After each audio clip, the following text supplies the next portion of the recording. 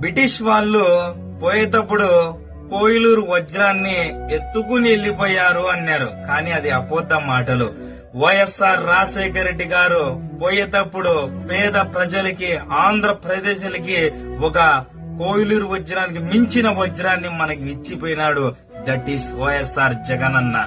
ఎందుకంటే పేద ప్రజలకు గాని, లేని వాళ్ళకు గాని ఎవరైనా ముందరపోతే ఆనందంగా, ఆపేతంగా దగ్గర తీసుకుని మాట్లాడే ఏకైక వ్యక్తి వైఎస్ఆర్ జగన్ అన్న. అతన్ని నిజంగా కండ్లతో చూసినప్పుడు ఒంట నుండి వైబ్రేషన్ అనేది వస్తుంది. అతని కోసం ఏదైనా చేయాలనిపిస్తుంది. అతనికి ఎవరైనా అడ్డం వస్తే ముక్కలుగా నరకాలని కూడా కోపం కూడా అంత భయంకరంగా వస్తుంది. అతన్ని ఎవరైనా ఏమన్నంటే పులివిందలకి నిన్నలాగా మొన్న ఈ రోజు రావడం జరిగింది. వచ్చింటే పులివిందలంతా దద్దరెళ్లిపోయింది ఈ రోజు. నిజంగా అంటే అంత జనాభా, అంత ప్రేమ, అంత అభిమానం